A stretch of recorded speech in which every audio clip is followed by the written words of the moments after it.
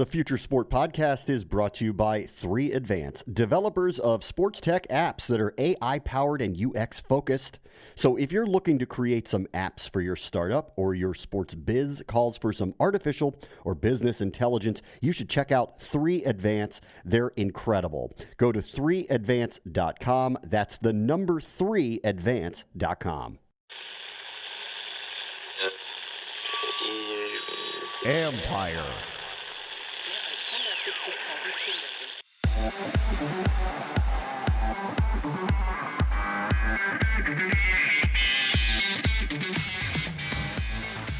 Are you ready for some virtual football? The world of scouting is a pretty closed-door type of arrangement, so even the teams that I consult with, I don't have real interaction to the specifics, but certainly words around the traps is that there is growing interest in acquiring some of this information to, replace what has been a cornerstone of making a decision on the physical aspect of a talented footballer that you're wanting to draft. That's Jamie Hepner, the Director of Applied Sports Science Football at Catapult Sports. Tech, for the sake of evaluation, it's never been more necessary. This is the Future Sport Podcast. I'm Bram Weinstein.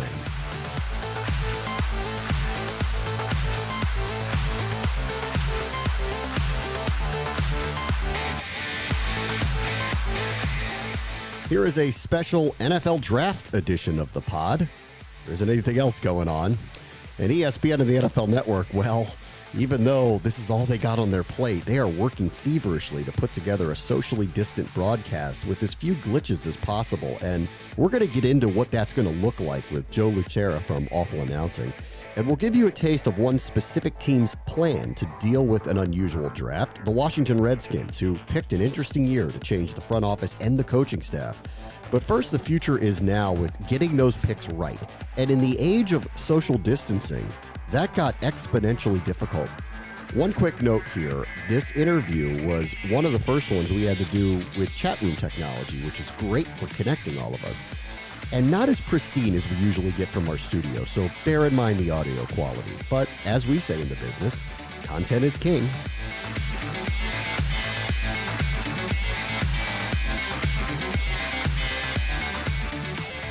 These are strange times in the sports world, and specifically in the NFL, where they're forging forward with their draft, but whether they're going to practice this offseason or play this fall, still to be determined.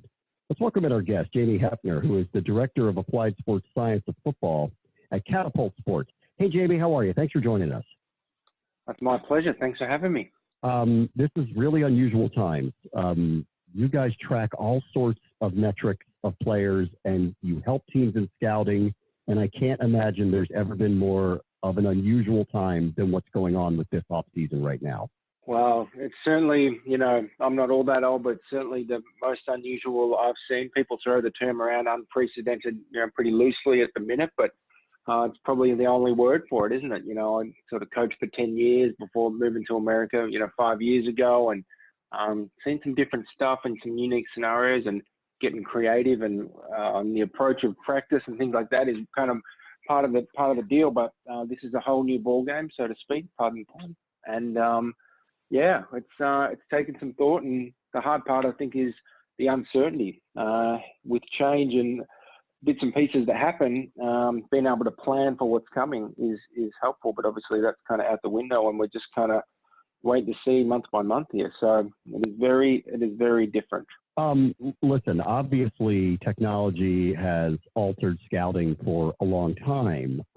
If there were any, though, slow adopters to it, I imagine that they feel very differently this offseason, where a lot of the old methods of meeting the players, running your own tests, running your own things, getting to know them, doing physicals are out the window.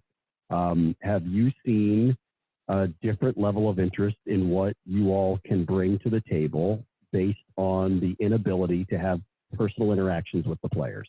Oh, well, certainly. The world of scouting is a pretty closed-door type of arrangement, so even the teams that I consult with, I don't have real interaction to the specifics, but certainly words around the traps is that there is growing interest in acquiring some of this information to, replace what has been a cornerstone of making a decision on the physical aspect of a talented footballer that you're wanting to draft. They say necessity is the mother of all invention. Well, in a way, this could be a real kind of turning point and moment in how we approach identifying the physical aspects of talent for the drafts. And we're forced into this position. All of a sudden, something that we're used to is no longer an option. And teams are really needing to get creative. And in 5 years, we might be looking back at now, and it may become the new benchmark. So it's really interesting. We don't know which way it's going.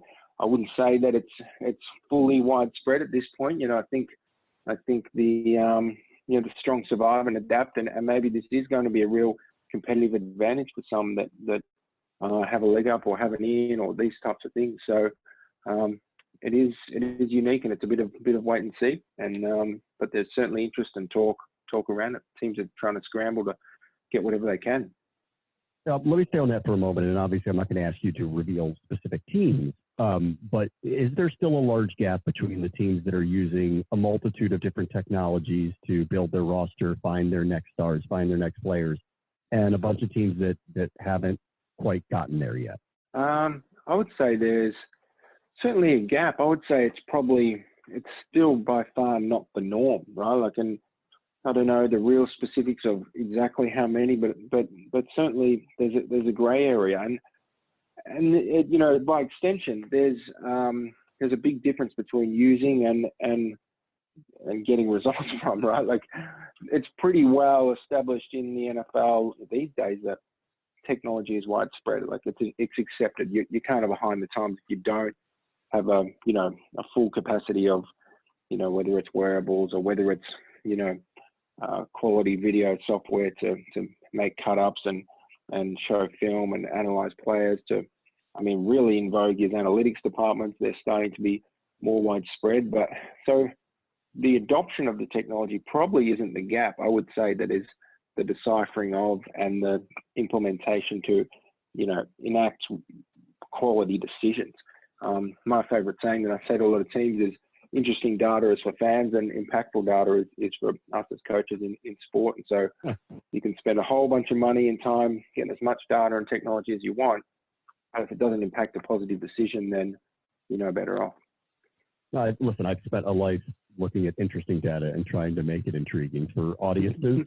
So I get exactly what you're saying. Can you be, without, again, being specific to a team, what do you mean by that? When you have this data and you're trying to get them to utilize it in a way that is most beneficial to them, in your mind, what is an example of that? Well, like I said, I can't speak to the recruiting side or the scouting side, but certainly on the performance side or in the mitigation of injury risk side of things, like I said, it's quite widespread from 5 years ago or more, this was really new. Now you're getting players drafted that have worn a Catapult device for their whole career in college. And they've been exposed to iPad edits on iPads, taken home, and all sorts of things. So back then, the competitive advantage was having the tech and adding a piece. And like we touched on, the teams that are really doing it well, and that's more the question we're starting to dig into is how do we decipher these things? So some common questions or scenarios where we're in week 12 and we look slow. Are we? And can we prove it? And can we then, no one likes a problem without a solution. So if we can validate that the physical did play a part in our performance on the weekend, can we relate that back to something that we had control of? Was it a flight, or was it, quality sleep leading into the game, or was it simply practice volume? Did the players show signs leading into that piece that they were going to perform poorly? Can we identify those and mitigate it in the future? Identify them before the game through the, measurement. So I'm a big advocate that data and technology in no way replaces the coach's eye, and I think we've seen that over and over again, that there's lots and lots of smart people around, and but it takes the collaboration with football IQ to make that meaningful. And so that's a big piece of it, is trying to connect those dots and give teams a starting point or a methodology, because there's no way I could have answers without, being in Chicago remote and all those things. So it is about leading a horse to water, so to speak, and using football IQ to make decisions and decipher those pieces of information. Let's take a look from the athlete's point of view now, in this specific time where things are so different. We're talking about utilizing your wearables and other information that the teams could then work with the athlete to improve, avoid injury, whatever the case may be. Right now, they can't be with one another, but they are expected to train towards what is expected to be an NFL season, we think, or a college football season for that matter. How are you working with athletes now in this era of social distancing? Oh, well, that is adapting day by day. I mean, just recently we had in ESPN.com, I got it up here, a kind of overview of where things are at from a rules standpoint. And that's a really big part in the NFL. There's a lot of different dynamics. You've got the kind of the rules and the contact rules for, NFL teams. And you've got obviously the NFLPA weighing into that. And I think, my read of it is that, they're trying to strike a balance to best, allow the players to prepare and be in a quality position, but balance that with, I guess, doing the right thing and giving players control of their own destiny and preparation and things like that. So it's a really, really interesting one, and one obviously unprecedented, use that word again, but that we haven't seen before. So they've just come out, and it's optional that the players can be involved with remote prescription of practices and Zoom coaching pieces and things like that. So we're still seeing it unfold, and there's not a lot. We're just about to approach the day where the teams can start to contact with players. So we'll wait and see. I work with a player or two, in the private sector, coaching outside of when he's at a team. And so, that's outside of those rules. I'm not at a team. So, prescribing exercise and sessions and giving feedback and making sure we're on the right track and validating all that remotely is an interesting piece. And the technology has really made that powerful, where we can track a session live. We can text through specifics of reps and routes and rest periods, and then validate with the data that we're absolutely, on track comparing to the demands of an NFL game. So having benchmarks to achieve and having a plan and clearly prescribing that to players, I think is certainly my approach. The modern day athlete is a millennial. And so us millennials, I'm on the border, but us millennials, feedback heavy.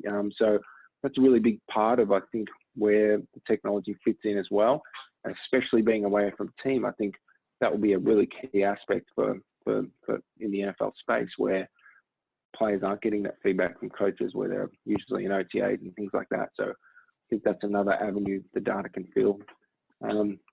We've certainly had to adapt at Catapult, and through our technology, we've put in the works, which will be out next week, a new app that can remotely kind of pull the data from Bluetooth and hit your phone and send it to your coach, to essentially empower that to with the new environment we're in. So it's going to be widespread in soccer, and we'll see how and if it goes any wider than that. I'll let you go with this, and let's be optimistic that the world will get back together at some point, and we'll go to stadiums and watch games, and they'll practice together, and we'll have a normal draft in Las Vegas and not online in someone's basement for a long time. Where do you see Catapult going? What will be the new innovations and the new initiatives next 3 to 5 years when the coronavirus is behind us? Oh, that's a really good topic. So I think, as we talked about, technology has, rapidly grown over the, recent period. And, I wouldn't say we're seeing a plateau, but I expect that there's enough technology integrated with teams that probably the next iteration or adaptation is specificity on how the technology is delivered and measures pieces, right? Like whether it's really specific to a quarterback's mechanics. We've got some pieces that look into running economy, some enhancements around that, or using really high tech algorithms to black box kind of machine learning type of deals to start to analyze the bigger, broader data sets that tell us things that we haven't really conceived. So a lot of what we do now is validating some things through data that we think to be true, or some starting points, right? Like, I look slow in the last back half of the season, right? Use the data to validate that and dig into the why. I really think that the next iteration is machine learning things that your eye can't see, whether that's really fine movement in a quarterback's throwing mechanics, or wideouts running mechanics that identify something potentially is coming, or an early iteration. The second piece is probably the combination of all these multiple data sets, and that's certainly something we see the future for our company.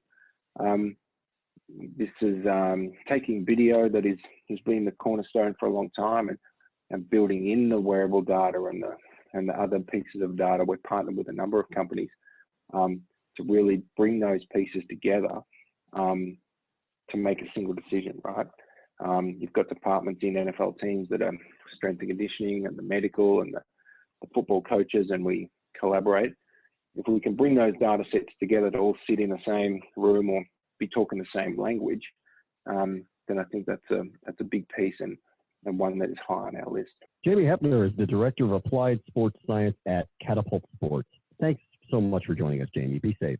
No problem. Thank you very much. Up next, Sam Fortier from the Washington Post on how a team with a new coach and front office are dealing with their first draft from their basement. This is the Future Sport Podcast.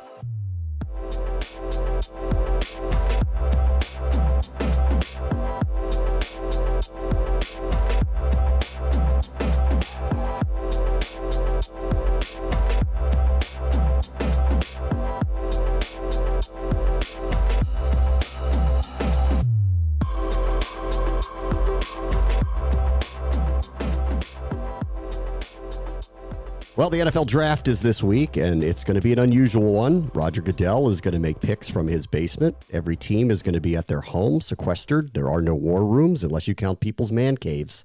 Sam Fortier is covering this from the Washington Post from the perspective of how the Washington Redskins are dealing with it. Hey, Sam, how are you? I'm doing well. Thanks. Trying not to go too stir crazy in quarantine, but I think that's a challenge for all of us. Yeah, I mean, listen, they're humans too, so they got to live the life the way we got to live the life. There's no war rooms. They're going to have to deal with it.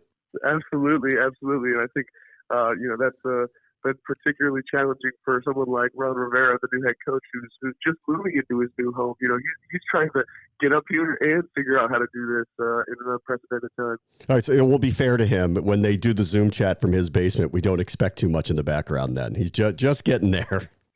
Exactly. I doubt he's going to have the whole man cave set up and have a picture. He might, because that's the only thing he has to do right now other than prepare for the draft. But, yep.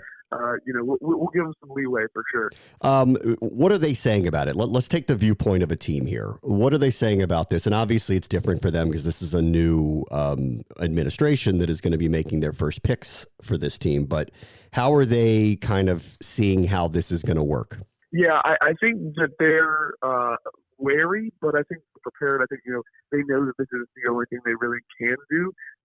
Ron Rivera is a self-described trained gorilla. He calls himself a low-tech kind of guy.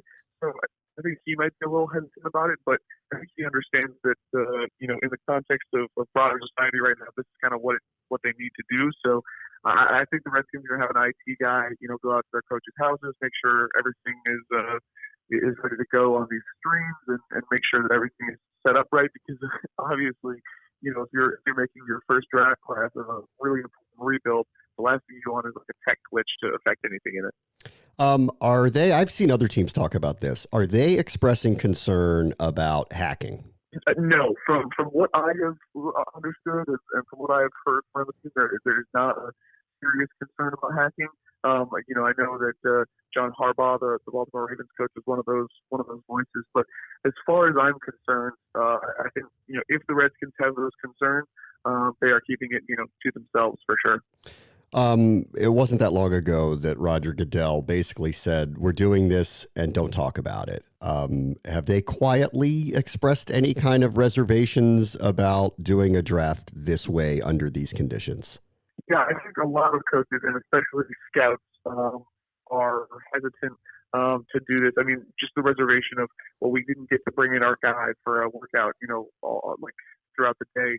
What you've had to do instead is, I know that teams have been, Zoom calling prospects, and it'll be like, it's not a one day thing. Like when you bring a prospect in for a visit on a normal pre-draft process, it'd be, you put them through medical, you give them the coaches, you do X, Y, and Z. But now I think it's more staggered with prospects. So it's like, for if you're a top prospect like Chase Young, I think it's been the Ravens scout will call you at 11 and he'll talk to you for an hour, and then like another GM could call you at noon. I think it's been sort of staggered that way. I think that is one of the more difficult things. It's tough to get a read on these guys when everything's so jumbled. I think that's one of the more difficult parts of this process.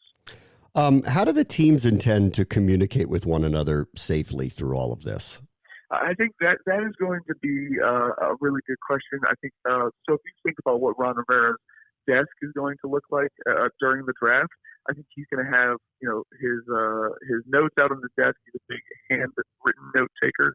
He's going to have his TVs, multiple monitors set up, and I think he's going to have his laptop open on a Zoom call. And then I'm sure he could text other people if they need to. But he actually said he was watching CBS this morning a couple weeks ago, how they're doing it, how they're doing their broadcast, having main hosts.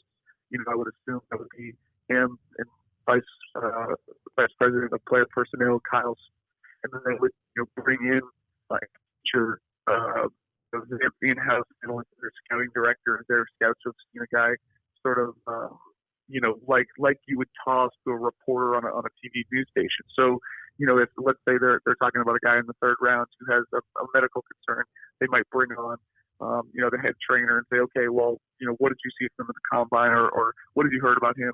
And I think it's going to be like that sort of communication to try to figure out what they want to do, because obviously you're not in a room with these guys, which would have made this so much easier. But that's just not the way it can be this year. I mean, so, everyone thinks they know what's going to happen with the first pick. And, I live outside of Washington, so I probably spend too much time talking about the Redskins and I think I know what they're going to do with the second pick, but it doesn't mean they don't receive calls. And as far as I can tell, the time limits on the picks remain. So trading, have they discussed the idea of how to figure out how they're going to decide communication-wise whether they would execute a trade with another team? The communication-wise, we don't know. We have not heard anything about that. But in terms of the possibility of a trade, we have heard Ron Rivera say he's going to keep his options open. They're going to explore everything. That is always been his mantra. But at the same time, Ron Rivera has pretty clearly said without saying that I think they're targeting Chase Young with that second pick. He said he knows what he wants to do with the pick. And if nothing else, I mean, we as fans are just happy they're doing it. I don't care if it's a struggle for them. We need it. Sam Fortier for the Washington Post. Thanks so much. Of course. Thank you for having me. Up next, what to expect from the virtual draft with Joe Lucia from Awful Announcing. This is the Future Sport Podcast.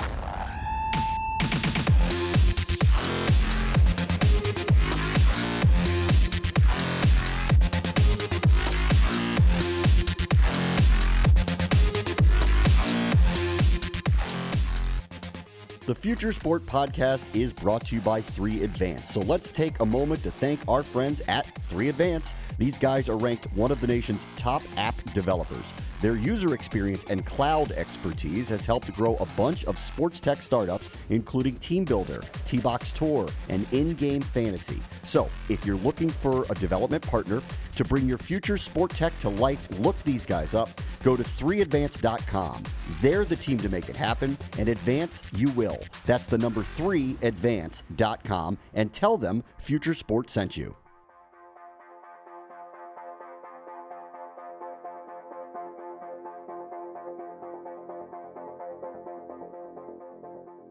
So we do have some sports, at least in the form of the NFL draft. They are going to do it in a very, very different way. And if you want to take an optimistic point of view, sure, it's not going to be what it was supposed to be in Vegas, but it could be interesting. We get to see Roger Goodell's basement, and we get to see how everyone else lives in the NFL. So if you want to take that optimistic point of view, then Joe Lucia from Awful Announcing is on your side. Hey, Joe, how are you? I'm doing very well, Bram. Thanks for having me today. You want to try to make a case that this is actually going to be a better viewing experience than, I don't know, with like having Joe Burrow take a gondola across the Mirage or whatever it was going to be in Vegas? I think it's going to be obviously way less of a spectacle, but I think that the NFL and its TV partners have a really good chance here to kind of cut out a lot of the dead time on the draft broadcast. I mean, the first round itself usually lasts 3.5, 4 hours, and it's a real slog to get through. But in this virtual format, I mean, we're not going to have the cutaways to guys sitting in the green room just waiting to be picked. We're not going to get the immediate repetitive interviews where the same questions are asked. We're not going to have the 3-minute wait while the drafted players walk up to the stage, hug Roger Goodell, hold the jersey. It's really an opportunity to kind of innovate the draft broadcast going forward and maybe cut out some of that dead time. Okay, so there is an opportunity here. Obviously, technologically, when we get back to having normal life again, the production value can go up. But you're suggesting here that there's an opportunity to figure out how to just do this better based on what's in front of them. Yeah, absolutely. And sure, it's not going to be the draft that we're used to, but I think they do have a chance to kind of make it a much better viewing experience for viewers at home, given the limitations they have. From what you've heard and who you're speaking to in the industry, how are they going about this? How are they kind of viewing putting together a watchable show, knowing all the dynamics that have to go into this unusual event? It's really going to be difficult because, we usually have that draft stage with like 5 guys on it. And in some situations, there's a secondary draft stage with 4 or 5 guys on it. And they've released a list of talent that's going to appear on the draft. It's a joint production between ESPN and NFL Network. And there's really going to be a lot of different analysts on this, a lot of reporters. And I'm wondering if they're really going to have like 2 or 3 or 4 guys on the screen at the same time in some kind of split screen thing, or if there's going to be quick cutaways. And there's only one guy in studio. That's the host of the show. And it's going to be really challenging for them to kind of make this into something special when they usually just have everyone there in one shot. And the idea that they're going to, in a socially distant manner, celebrate selections or announce trades. I mean, this is going to be very unusual, the way that they try to display this. The trade thing is really strange because, you usually have like insider cutting in and then everyone reacting. And now, I mean, are you really going to be able to cut away to an Adam Schefter or Chris Mortensen who is frantically working the phone in their own house without being able to like talk to anybody? It's going to be a real challenge to pull off. And I wonder if NFL teams, because they have this kind of direct link to the league, if they would be less inclined to trade and make moves coming up in the draft. Yeah, I think that's a big question here. And there also is a big question about security. We've heard a number of teams talk about IT security, draft board security, communication security, as all of this stuff is done remotely, not in the same room, and it's not going to be protected in the same way. Yes, security is a big deal. A lot of the coaches and GMs are somewhat concerned about that. And I think that overall, as long as things are password protected or otherwise private, they'll be okay. But I can really see 1 or 2 teams kind of slipping up or having some kind of incident where maybe their coach or GM doesn't understand how to use the technology properly, and it turns into a mess where they don't get to pick in time, or they accidentally pick the wrong player or something along those lines. It's really a concern the NFL hasn't had to deal with before, and I think that while it has been downplayed, it is something to keep in mind. The only thing I'll take issue with what you said was speeding things up. I got a lot of time on my hands, so I don't know about you. They could draw this thing out as long as they want over the next few days. I know, that's the thing. I mean, even though it's a real pain to get through, we're so starved for any kind of content that we'll get that I think I'll sit in front of my TV for 4 hours watching the broadcast no matter what, no matter how bad it gets. I need to see who gets picked at 32, man. I don't. I need to see who gets picked at 232 at this point. I'll take it. Joe Lucia from Awful Announcing, thanks so much for joining us. Thank you for having me. That will do it for us this week. Make sure you subscribe to this podcast as we have a special show that's coming out later this week, and it's going to be focused on youth sports, where organizers discuss how they're staying engaged with their athletes, what training at home really looks like, and the goal of staying engaged while we wait out this pandemic. Until then, we remind you, the future is now. This is the Future Sport Podcast. I'm Bram Weinstein. The Future Sport Podcast is brought to you by 3 Advance, developers of sports tech apps that are AI-powered and UX-focused. So if you're looking to create some apps for your startup or your sports biz calls for some artificial or business intelligence, you should check out 3 Advance. They're incredible.